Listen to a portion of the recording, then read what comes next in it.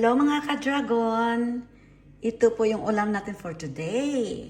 So mayroon akong isang labanos, mayroon akong dilis galing sa Pinas, mayroon tayong isang pirasong sibuyas, kamatis, lemon, at 3 pirasong itlog. Gawin natin itong sunny side up. Ayan. So tara, magluto tayo. Ayun. Kasi sunny side up tayo.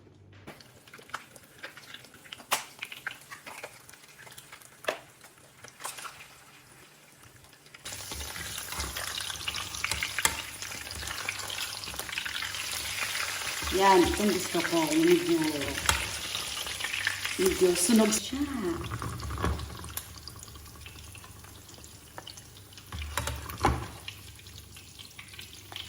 Yan.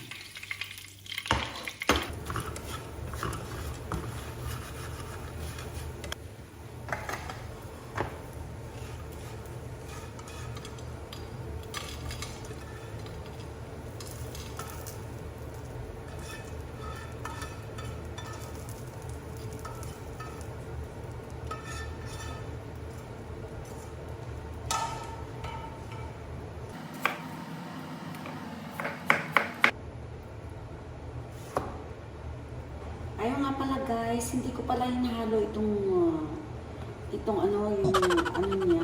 yung buto niya, hindi ko po ito hinahalo.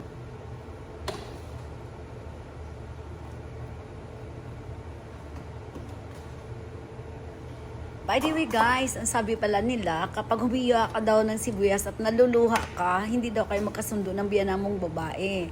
So ang ending guys, wala naman akong biyanan guys. So it means it's a fake news. Huwag kayo mapaniwala. Talaga lang mapanakit ang sibuyas guys. So huwag tayo mapaniwala sa mga fake news dyan. So, ayan na. At ako'y nagugutom na. Ayan. Pa-plating pa si Mama D. Wow. Amazing. So, guys, naka-ready na yung natin. Yung radish salad. Ayan. Ready na. So, guys, magtitimpla na ako ng kaya ko lang kainin.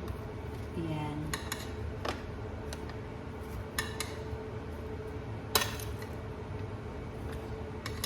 Ay, by the way guys, hindi na po pala ako mag-asin. Ayan. Ito lang imimix ko yung kaya ko lang kainin. Ayun. Kasi ako mag-isa, wala na kasi sila dito. Si Kim, wala na, nakaalis na. So, kunti lang. Ayun.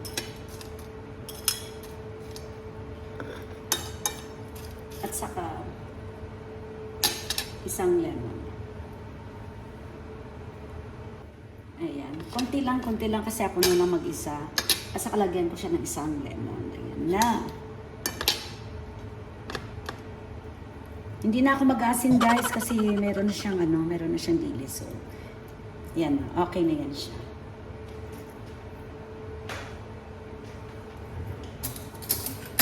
So, ayan. Ipagrarambol natin. Ayan na. Wow. Amazing. Ayan, ang sarap nito. So, ano na to siya guys? Brunch na to siya. Breakfast and lunch na to. And then, plus egg. So, ito na. Solved na naman ang agahan at saka lunch ni Mommy D. So, na plus brown rice. So, amazing. Thank you guys. Guys, kain na po tayo. Brown rice, egg, sunny side up, at saka yung radish salad ko, plus yung native na coffee. Ayun guys, ayun. Masarap yan guys. Native yan guys, native Barakong coffee. Guys, pag yan ang ulam, hindi po uso sa akin ang kutsara. Ayun. Naka-ready na yung coffee natin.